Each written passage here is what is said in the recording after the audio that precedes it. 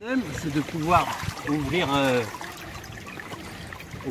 l'esprit des gens qui n'ont pas l'idée qu'on peut respirer dans l'eau. Donc grâce à l'air comprimé, grâce à l'équipement de plongée, maintenant on peut être à l'aise dans l'eau et visiter, profiter de la vie sous-marine.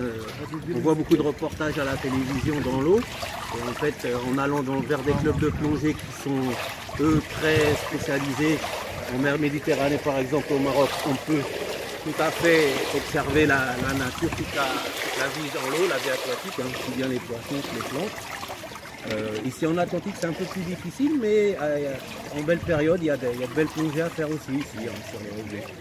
Maintenant le mieux c'est d'aller vers un centre de plongée qui est lui certifié, qui va vous emmener faire des plongées en toute sécurité, parce que la plongée c'est quelque chose qui demande vraiment une formation et des compétences de sécurité très importantes. Donc on ne plonge pas comme ça tout seul dans son coin. C'est important d'être vraiment instruit pour ça. Ça va? Oui, c'est toi. T'as changé d'air ou t'as pas changé d'air? Il est dans l'ancien temps, lui, 1922. Il est périmé. Il est complètement périmé. 1922, c'est alors, toi t'es équipé, tu es déjà rentré dans l'eau avant ou jamais? C'est un peu jamais rentré dans l'eau avec un masque du bas ou pas du tout? Oui, tu as déjà été mis masqué. Donc, fais, voilà, ouvre la cagoule carrément. L'eau elle est chaude. C'est une combinaison pour l'eau. Non, à part froid du tout. La combinaison elle te fait. Ah oui. Donc tu as au niveau de la santé, tu n'as pas de problème de santé de type respiratoire. Ah si. Aujourd'hui tu n'es pas enrhumé, quelque chose comme ça. Et ça, tu n'auras pas de on doit équilibrer les oreilles, c'est de la sécurité, donc si on est malade, on doit connaître ce qu'on a et pourra ou pas ce jour-là faire la plongée. Ça c'est très important de toujours faire attention d'être en santé, bonne santé pour la plongée. Donc, généralement, on consulte même un médecin quand on veut faire la plongée en tant que plongeur. Maintenant, pour descendre dans l'eau, l'eau exerce une pression sur nos oreilles. Donc pour ne pas avoir mal, on doit bloquer la respiration, pincer le nez et souffler. Alors ça va sortir.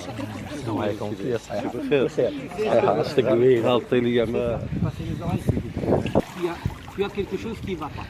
Ça peut être un petit problème, ton masque qui part, un peu de l'eau, une palme.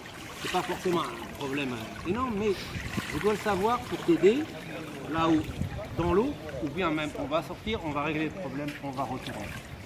Il ne faut pas laisser un problème s'installer, parce qu'il va y avoir deux ou trois et on ne peut rien faire. Toujours régler les problèmes dès qu'ils arrivent, ne pas laisser. Okay. Tu peux prendre le détendeur de ta bouche, tu peux respirer avec pour voir tu souffles. Le premier contact, tu comme ça, mais sinon tu fais. Regarde, si tu fais. Quand tu prends le détendeur, tu commences par souffler, tu vas vider l'eau. Voilà. Maintenant tu peux respirer normalement, tu peux lâcher. Tu peux garder le détendeur. Tu peux respirer normalement. Maintenant pince ton nez. Tu peux faire tes oreilles maintenant? Ah, c'est pas pareil là. Est-ce que tes oreilles passent maintenant? Donc tu dois bloquer. À ce moment-là, si tu n'as pas l'habitude, tu vas bloquer avec ta langue ici pour boucher et faire sortir tes oreilles. Mais non, doucement, pas un coup sec. Tu fais régulièrement, doucement, sans forcer, tu vas te calmer. Je vois que tu le fais sec. Non. Tu fais doucement, mais tu insistes un petit peu. Tu dois sentir, tu sens tes oreilles. Ok? Ça va marcher, c'est bien. Donc maintenant, tu rentres dans l'eau. Remets ton masque. Si tu veux, mais je pense qu'il va te déranger. Non, il ne fait pas froid, l'eau elle est chaude. Descends dans l'eau. Je pense que tu... Ah oui.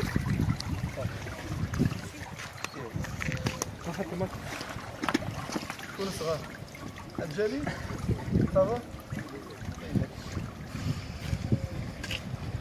نبداو في الاول غادي ديالك ديال البدر ديال البيطون ديالك عادي فوق الماء حاول تنفس عادي بفمك ثاني فيك ما تنفسش بنفسك بفمك ياك تنفس بفمك من بعد فاش نقول لك لتحت اوكي هذا سي لو سين ديال واش انت مزيان الا كنتي بخير قول لي اوكي حسيتي بشي حاجه مثلا وديك دراتك ولا درك راسك ولا الماسك لصق عليك قول لي سافا با دير لي بحال هكا قول لي الماسك الا بان لك الماسك بلي لصق لعينك خرج واحد شويه تاع لاير من نيفك باش شويه صافي الا ضرك ودنيك قول لي هكا سافا با ودني صافي وقت باش نوصلوا تمايا اي حركه درتها ديرها ندير بعض الحركات تمايا باش تولي اليز تحت الماء نقول لك دير مثلا شي تسبق رجليك لقدام وتلي رجليك اللور مثلا نعس هكا اي حاجه قلتها لك ديرها صافي.